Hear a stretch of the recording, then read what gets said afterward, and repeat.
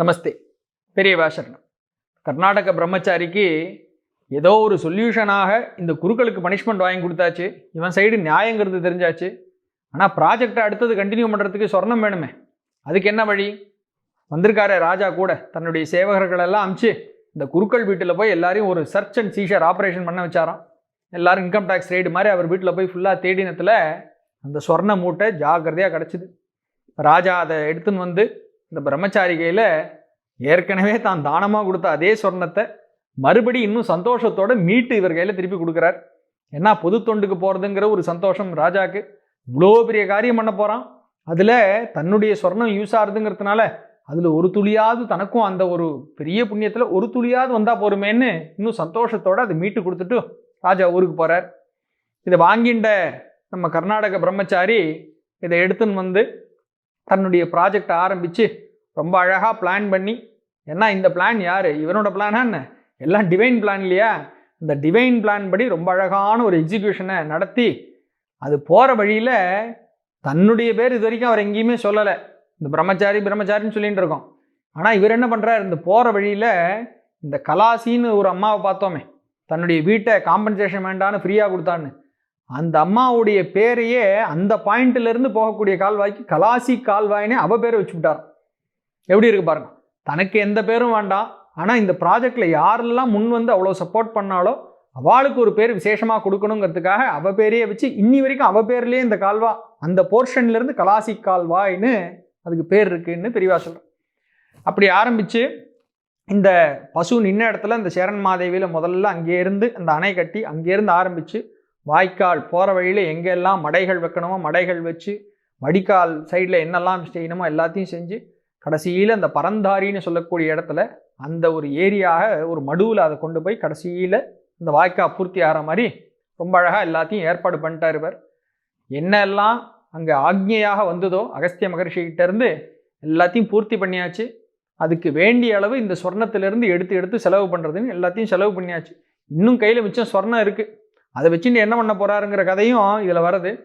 சரி, இதெல்லாம் பூர்த்தி பண்ணியாச்சே, நமக்கு மனசுக்கு ஒரு திருப்தி ஆச்சு, ஒரு சந்தோஷம் ஆச்சுன்னு பார்த்தா அங்கேயும் ஒரு ஆன்டி கிளைமேக்ஸ். எல்லாத்தையும் முடிச்சாச்சு, இப்போது அழகாக தண்ணி எங்கேருந்து வர வேண்டியது தானே. இந்த முடித்த நேரத்தில்னு பார்த்து தாமிரபரணி வற்றி போச்சு. இவன் இந்த மனுஷனுக்கு என்ன பண்ணுறதுனே தெரியல. என்னடா அது, இவ்வளோ கஷ்டப்பட்டு தலைகீழாக நின்று எல்லாத்தையும் பண்ணோம், இப்போ இப்படி ஒரு ப்ராப்ளம் வந்துருத்தேன்னு சொல்லி நிஜமாகவே தலைகீழாக நின்னாராம். இப்போது என்னென்னா, தாமிரபரணி அந்த தீரத்தில் அங்கே ஒரு கரையிலேயே போய் தலைகீழாக நின்றுண்டு பகீரத பிரயத்தனம் மாதிரி தபஸ் பண்ணாராம் அகஸ்தியரை குறித்து. எனக்கு ஏதாவது ஒரு வழி வேணும் சுவாமி, நீர் சொன்னீரேன்னு இத்தனையும் பண்ணியாச்சு, இப்போ ஜலம் இதில் போகிறதுக்கு ஜலமே இல்லைன்னா நான் என்ன பண்ணுறது, ஜனங்களுக்கு எவ்வளோ பேருக்கு இது கிடைக்கணுங்கிறதுக்காக ஏற்பாடு பண்ணிட்டு இப்போ எனக்கு ஏதாவது ஒரு வழி சொல்லுங்கோ அப்படின்னாராம். இப்போ அகஸ்திய மகர்ஷி இவருக்காக அந்த இடத்துல ஒரு பிள்ளையார் சிலையை ஒன்று உண்டாக்கி அங்கே பிரதிஷ்டை பண்ணி கொடுத்தாராம். கொடுத்துட்டு சொன்னாராம், நீ ஒன்று பண்ணு, மிளகு இருக்கே, மிளகை எடுத்து நன்னா பொடிச்சு இந்த மிளகு பொடியினால் இந்த பிள்ளையார் உடம்பு முழுக்க அப்படியே அபிஷேகம் மாதிரி இந்த பிள்ளையார் உடம்பு முழுக்க அதை பூசி வை. அப்புறம் ஜலம் கஷ்டம்தான் எனக்கு தெரியும், ஆனால் இந்த கஷ்டத்துலேயும் நீ கஷ்டம் பார்க்காம எங்கேயாவது போய் குடங்குடமாக ஜலம் கொண்டு வந்து இந்த மிளகு பூசின பிள்ளையார் உடம்புல தடன்னு தண்ணி அப்படியே கொட்டணும். சுவாமி விக்கிரகமே கண்ணுக்கு தெரியாத அளவுக்கு ஜலத்தை கொட்டணும் அவர் மேலே. அப்படி கொட்டி நீ அபிஷேகம் பண்ணி வச்சானா நன்னா மழை பெஞ்சு இந்த கஷ்டம் தீரும். தாமிரபரணியில் முழுக்க தண்ணி வந்து ஜலம் வந்து இந்த கால்வா கடைசி வரைக்கும் எல்லாருக்கும் போகும் அப்படின்னு சொல்லி அனுகிரகமாக சொல்லிட்டு போனாராம். உடனே அந்த ஸ்டெப்பையும் எடுத்தார்.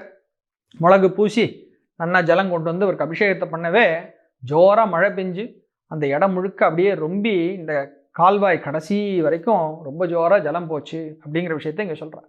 அப்போது எடுத்த காரியத்தை அதனுடைய கடைசி வரைக்கும் see it to the finishன்னு சொல்கிறோமே, இந்த மாதிரி அந்த கடைசி வரைக்கும் பர்பஸ் சால்வ் ஆகிற வரைக்கும் இந்த ஒரு பிராமணர் அப்படியே தேடி லாஸ்ட் வரைக்கும் கொண்டு முடிச்சிருக்கார். இங்கே பெரியவா சொல்கிறா, அவர் அன்னைக்கு பண்ணின இந்த ஒரு மனுஷனாக இவர் எடுத்துண்டு ஒரு கைங்கரியமாக எடுத்துட்டு செஞ்ச தொண்டு இன்னைக்கு எத்தனை ஆயிரம் ஏக்கர் சாகுபடி இதனால் நடக்கிறது, எத்தனை ஆயிரம் ஜனங்கள் தன்னுடைய அனுஷ்டானத்தை பண்ணுறதுக்குன்னு, அது மாத்திரமில்லை வாழ்வாதாரமாகவே குடிக்கிறதுக்கு ஜலங்கிறது ஃபஸ்ட்டு, கூடவே அனுஷ்டானத்துக்கு முக்கியமான ஜலமாகவும் இது கிடைக்கிறது.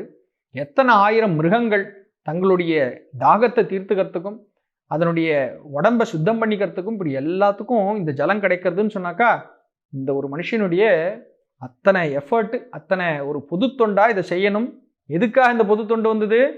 தாம் வாங்கின பிரதிகிரக தோஷத்தை நிவர்த்தி பண்ணணும்னு இவன் மனசுல இருந்ததே, அதுக்காக இத்தனை ஸ்டெப் எடுத்திருக்காங்கிறத சொல்லின்னு வரா. அதுலேயும் கடைசி வரைக்கும் எங்கேயுமே தன்னுடைய பேர் வெளில வரப்படாதுங்கிறதுக்காக இந்த கலாசின்னு அந்தமா பேர் வரைக்கும் எல்லாத்தையும் வச்சு விட்டார் பேரை. இந்த கால்வாய்க்கு தான் தன்னுடைய பேரே வைக்கலை, அப்படியே விட்டுருக்காருங்கிற ஒரு விஷயம் இந்த சிலாசாசனத்தில் சொல்லும் பொழுது இந்த மனுஷர் தான் இதை செஞ்சார்னு சொல்கிறதுக்காக இதுக்கு பேராக என்ன சொல்கிறதுனா, இந்த கால்வாயை ஐடென்டிஃபை பண்ணுறது கன்னடியன் கால்வாய். அதை சம்ஸ்கிருதத்தில் அங்கே எப்படி எழுதியிருக்குன்னா கர்நாடக குல்யா அப்படின்னு எழுதியிருக்கோம். குல்யான்னு சொன்னால் அந்த கால்வாய், கர்நாடக குல்யானாக்கா தமிழில் கன்னடியன் கால்வாய், அவர் ஒரு கன்னடக்காரர் வந்து வெட்டி வச்ச கால்வாய் அப்படின்னு சொல்லி பெரியவா இந்த ஒரு கதையை அது வரைக்கும் கொண்ட நிறுத்துறா. அப்போ இன்னி வரைக்கும் கன்னடியன் கால்வாயினே தான் இந்த இடத்துக்கு பேர் இருக்குது. இப்போது நம்ம பார்த்தா அந்த ஊரில் இருக்கிறவளுக்கு எல்லாருக்கும் நல்லா தெரியக்கூடிய பேராக இருக்குது. கலாசி கால்வாய், கன்னடியன் கால்வாய் எல்லாம் கதையில் இருக்கிற விஷயங்களே தான் பார்க்குறோம். சரி, இந்த மிச்சம் மீதி கொஞ்சம் சொர்ணம் இருக்குன்னு சொன்னாமே, அந்த பணம் என்ன ஆச்சுன்னு நமக்கு ஒரு யோசனை வருமா இல்லையா? அதையும் சொல்கிறா பெரியவா. பாக்கி கொஞ்சம் நஞ்சம் மிச்சம் இருந்ததையும் அவர் ஏதாவது நல்ல காரியமாக செய்யணும்னு தீர்மானம் பண்ணி எல்லாருக்கும் ஜலம் இப்போ ரெடி பண்ணியாச்சு, உடம்பு சுத்தியாகிறதுக்கு. அடுத்தது ஆத்ம சுத்திக்கும் ஏதாவது ஒரு வழி பண்ணணும்னு சொல்லி தாமிரபரணி கரையிலேயே ஒரு இடமாக பார்த்து பரமேஸ்வரனுக்கு அழகான ஒரு கோயிலை கட்டினாராம். அப்பன் கோயில் அப்படிங்கிற பேரில் இன்றைக்கும் அந்த கோயில் இருந்துருக்கு. அப்போ உடம்பு சுத்தியாயாச்சு, மனசு சுத்திக்கு ஒரு வழி பண்ணியாச்சு. அடுத்தது வயிற்றுக்கு ஏதாவது ஒன்று, ஆகாரத்துக்கு ஏதாவது ஒன்று இருந்ததுனாக்கா நிம்மதியாக திருப்தியாக எல்லோரும் இருக்கலாமேன்னு சொல்லி மூணாவதாக மிச்சம் மீதி இருந்த பணத்தை வச்சுட்டு ஒரு அன்னச்சத்திரம் ஒன்று ஆரம்பித்தாராம். இந்த அன்னச்சத்திரம் அவர் ஆரம்பித்து அங்கே வர்றவாளுக்கெல்லாம் எப்பொழுதும் ஆகாரம் கிடைக்கிற மாதிரி அவர் ஏற்பாட்டை பண்ணி பிற்காலத்தில் திருவனந்தபுரம் ராஜா, ஏன்னா இவர் எப்படி அவனுக்கு எத்தனை வார்த்தைகள்னால இவரால் நன்றி சொல்ல முடியாது அப்படிங்கிறதுனால அவன் பண்ணின ஒர்க் எல்லாத்தையும் கூட ஃபாலோ பண்ணிகிட்டே வந்திருக்கார். அன்னச்சத்திரம் எஸ்டாப்ளிஷ் பண்ண உடனே ஃப்யூச்சரில் திருவிதாங்கூர் ராஜா சம்ஸ்தானம் அதை எடுத்துண்டு அதை பல காலத்துக்கு அதை நடத்தின்னு வந்து இன்னி வரைக்கும் அதை நன்னா நடக்கிற மாதிரி அவள் ஏற்பாடு பண்ணியிருக்கா அப்படின்னு இந்த கன்னடியன் கால்வாயில் ஆரம்பித்து உலகப்பிள்ளையார் வரைக்கும் பெரியவா அந்த கதையை சொல்லின்னு வரா. உலகப்பிள்ளையார் இப்போவும் இருக்கார். இப்போவும் அந்த ஏரியாவில் மழை பிரச்சனைன்னு வந்ததுனாக்கா உலகப்பிள்ளையாருக்கு இதே மாதிரி அபிஷேகமாக இதை சார்த்தி அபிஷேகம் பண்ணி உடனே மழை வருது அப்படிங்கிற வரைக்கும் பிரபல்யமாக இருந்துட்டுருக்கு. அந்த தாமிரபரணி தீரத்தில் இருக்கக்கூடிய ஒன்று ரெண்டு வேத பாடசாலைகளை சொல்கிறா பெரியவா. அவள் இன்னி வரைக்கும் வருஷாந்திரம் ஒரு நாள் இதுக்காகன்னு வச்சுட்டு உலகப்பிள்ளையாருக்கு அபிஷேகம் பண்ணுறதுன்னே ரெகுலராக பண்ணிட்டு வரா அப்படின்னு இந்த கதையை எங்கே ஆரம்பித்தோம்? நம்ம சூரிய பகவானில் ஆரம்பித்து சந்தியாவந்தனத்தினுடைய மகிமையை சொல்ல ஆரம்பித்து இந்த சந்தியாவந்தனத்தையே முக்கியமான ஒரு தர்மமாக, வேறு பெரிய மந்திர சாஸ்திரங்கள்லாம் இவருக்கு ஒன்றுமே தெரிய வேண்டாம், சந்தியாவந்தனத்தினுடைய பவர், இந்த காயத்ரியினுடைய மகிமை, அதை வச்சுட்டு தான் இந்த கதைக்குள்ளே அவருடைய இன்ட்ரோடக்ஷன் ஒரு நாயகனாக. இந்த சந்தியாவந்தனத்தில் சொல்லியிருக்கக்கூடிய பாக்கி எல்லா கான்செப்ட்ஸ் என்னெல்லாம் மூலமாக பார்த்தோமோ, எப்படி தியாகம் பண்ணணும், இந்த லோகத்துக்காக உழைக்கணும்னு இந்த சூரிய பகவான் என்னெல்லாம் அறிவை கொடுத்துருக்காரோ, எங்கள் அறிவை தூண்டி நடத்துகன்னு சொன்னோமே, அப்படி நடத்தினதுனால இந்த பிரம்மச்சாரி ஒண்டிக்கட்டையாக இருக்கிற ஆசாமி அழகாக எல்லாத்தையும் தூக்கி எங்கேயா போயிருக்கலாம், மனசு வரல. ஏன்னா சந்தியாவந்தனத்தில் அவ்வளோ ஒரு ஆழ்ந்த பக்தி, ஆழ்ந்த ஈடுபாடு இருந்ததுனால சாக்ஷாத் அந்த சூரிய பகவானாகவே அவரை மாதிரியே நம்மளும் கைங்கரியம் பண்ணோம் லோகத்துக்குன்னு இவர் மனசு அப்படி கொண்டு போயிருக்கு. இந்த பார்ட்டை சொல்லி முடிக்கும் பொழுது பெரியவா சொல்கிற இன்னொரு விஷயம், அதாவது இந்த முடிகொண்டான் கிராமத்தில் கதை சொல்ல ஆரம்பிக்கிறாளே, அதில் கடைசியாக சொன்ன ஒரு முக்கியமான விஷயம் ஒன்று ஞாபகத்துக்கு வருது. பெரியவா சொல்கிறா, இங்கே நம்ம சந்தியாவந்தனத்தினுடைய முக்கியத்துவம் எதுக்காக சொல்கிறோம், அதனுடைய எண்ட் ரிசல்ட் என்ன அப்படின்னு பார்த்தா, இந்த சந்தியாவந்தனத்தை ஆழ்ந்து மனசு முழுக்க அதில் சொல்லியிருக்கிற கருத்துக்களை உள்வாங்கிட்டு நம்ம செஞ்சுட்டே வரும் பொழுது இந்த ஜென்மாவளியாவது இல்லை அடுத்த ஜென்மாவளியாவது இந்த சந்தியாவந்தனம் பண்ணுறவன் சாக்ஷாத் அந்த சௌரமண்டலத்தில் இருக்கக்கூடிய சூரிய நாராயணராகவே அவன் ஆகிவிடுகிறான். அதுதான் அவனுக்கு கிடைக்கக்கூடிய பெரிய பலன் அப்படின்னு சொல்லி அதை பூர்த்தி பண்ணுறான்.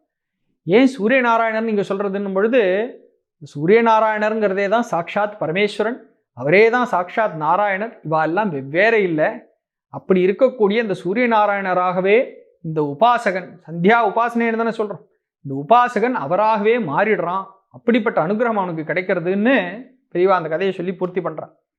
அப்போது சந்தியாவந்தனத்துடைய மகாத்மியம் ஒன்று இதில் தெரியறது, இன்னொன்று இதில் தொக்கி நிற்கிறதாக கடைசியாக ஒரு எக்ஸ்ட்ராவாக நமக்கு எல்லா கதையிலையும் கூட ஒரு அடிஷனல் மாரல் காரலரின்னு சொல்கிறோமே, அந்த மாதிரி ஒரு மாரலும் இதில் கொடுக்குறா பெரியவா.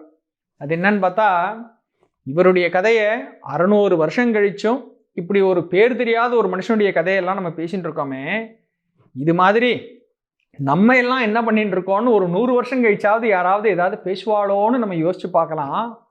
யோசிச்சா எனக்கு என்ன தோன்றது, ஒரு 100 வருஷம் கழிச்சு நம்மளை பற்றி என்ன பேசிட்டு இருப்பான்னு தோன்றதுன்னா, ஏதோ இருந்தா எல்லாரும் அந்த ஈஸ்வரனுடைய குழந்தைகளாக ஒரே குழந்தைகளாக இருக்கிறவான்னு எல்லாரும் சேர்ந்து இருந்துட்டு இருந்தா, ஆனால் அதுக்கப்புறம் ஏதோ ஒரு பாஷையினாலேயோ ஒரு ஜாதியினாலேயோ ஏதோ ஒரு அரசியல் கட்சிங்கிற ஒரு காரணங்கள்னால இவா எல்லாரும் பிரிஞ்சு தனக்குள்ள சண்டை போட்டுண்டு வெவ்வேறு திசையில் இவாளெல்லாம் தள்ளி போய் நின்றுட்டு இருந்தா அப்படின்னு தான் நம்மளை பற்றி எல்லாம் இவா பேசுவாளோன்னு தோன்றது.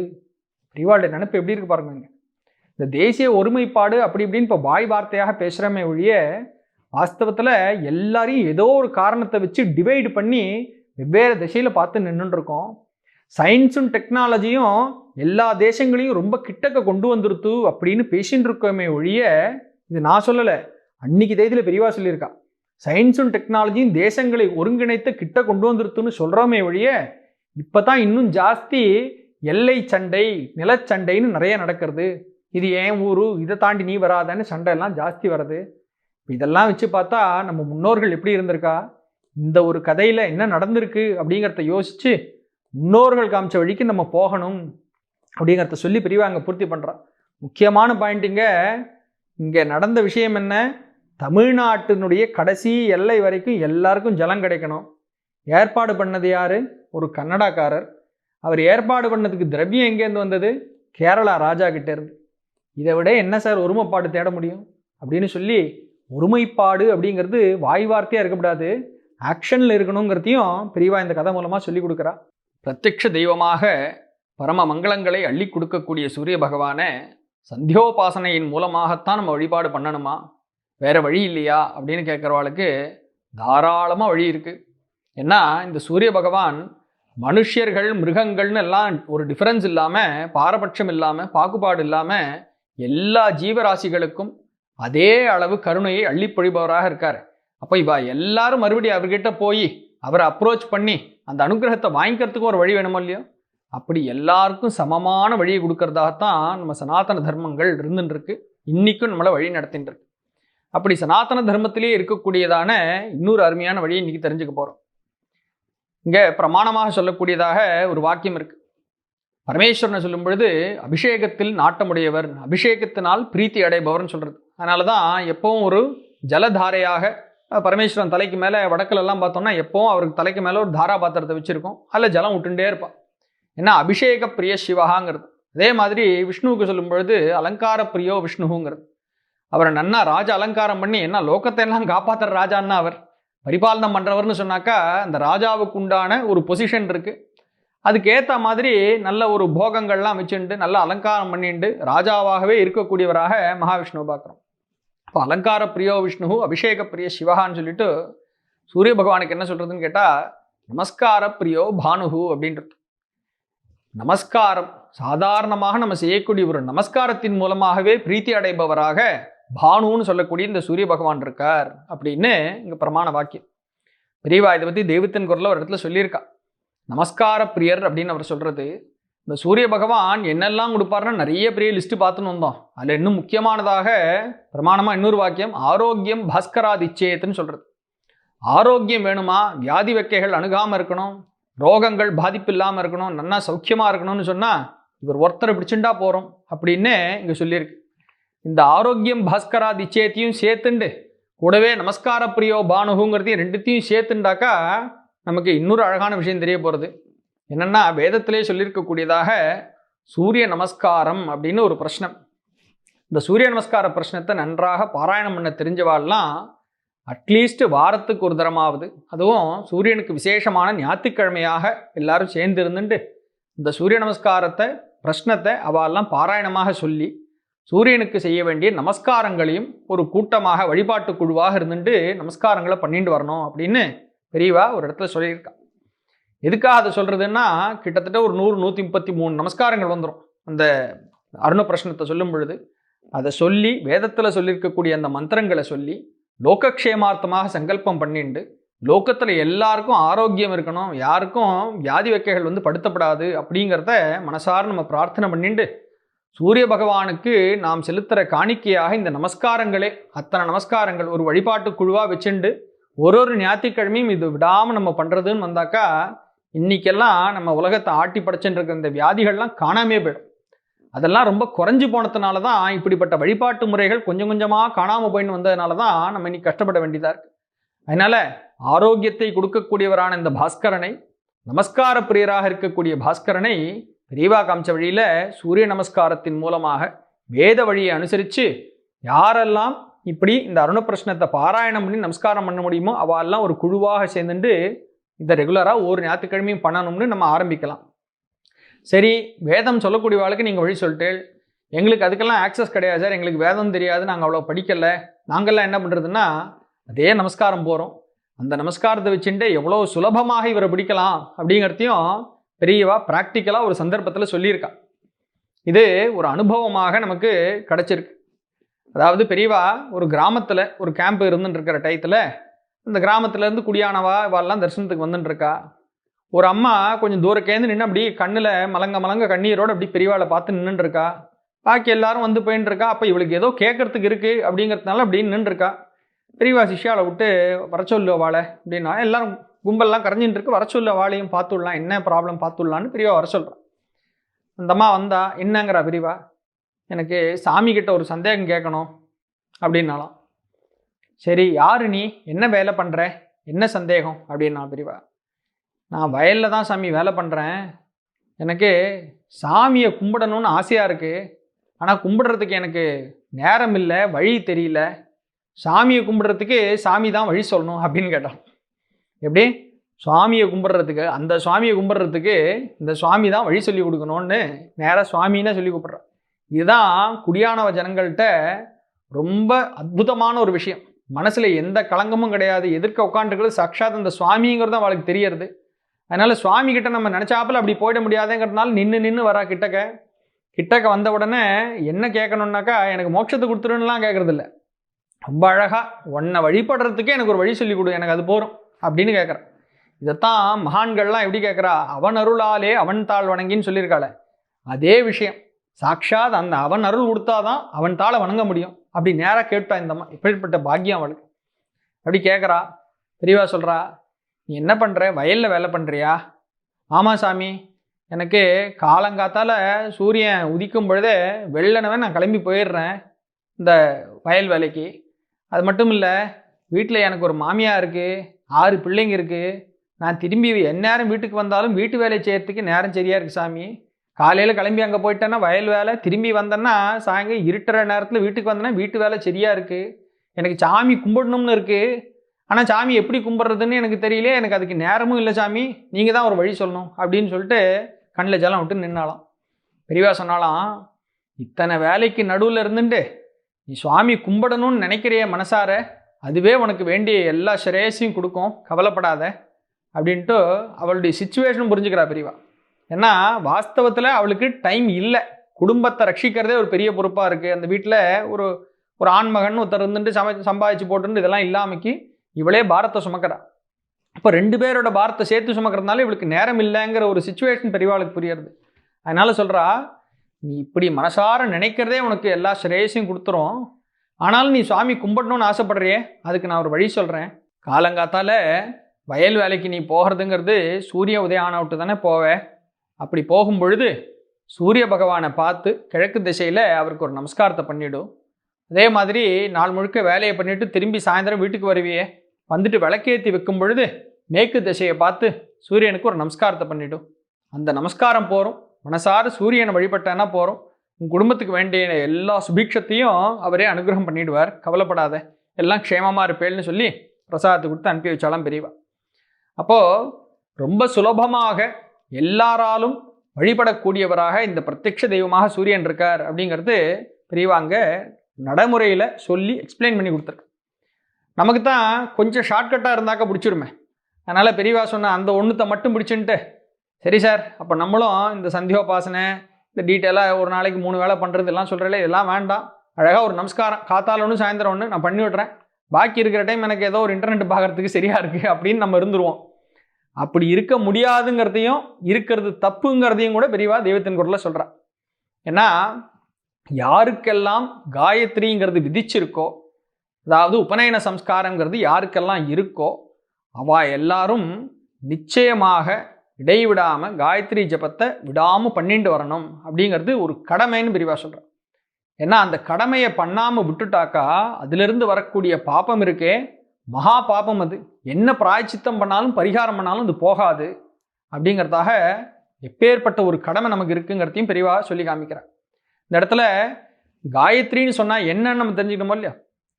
காயந்தம் திராயத்தே யஸ்மாத் காயத்ரி இத்யபிதீயத்தே அப்படின்னு அதுக்கு பேர் எக்ஸ்பிளனேஷன் கொடுக்குறா பெரியவா. காயந்தம்னா பாடுறவன் யாரோ அவனை திராயத்தே அவனை ரட்சிக்கிறதாக இது இருக்கு. அப்படிப்பட்ட மகா மந்திரம். பாடுறவனைன்னு சொன்னாக்கா இந்த இடத்துல பாட்டாக பாடுறதுன்னு இல்லை, யார் மனசு முழுக்க பிரேமையோட பக்தியோட இதை ஜபம் பண்றானோ அவனை அப்படின்னு இங்கே அர்த்தம் பண்ணிக்கணும் அப்படின்னு இங்கே எக்ஸ்பிளனேஷன். அதே மாதிரி காயத்ரி சந்தசாம் மாதா அப்படின்னு சொல்லியிருக்கு பெரியவா. அதையும் சொல்றா. சந்தஸ்ன்னு இங்கே சொன்னாக்கா வேதம்னே சொல்றது.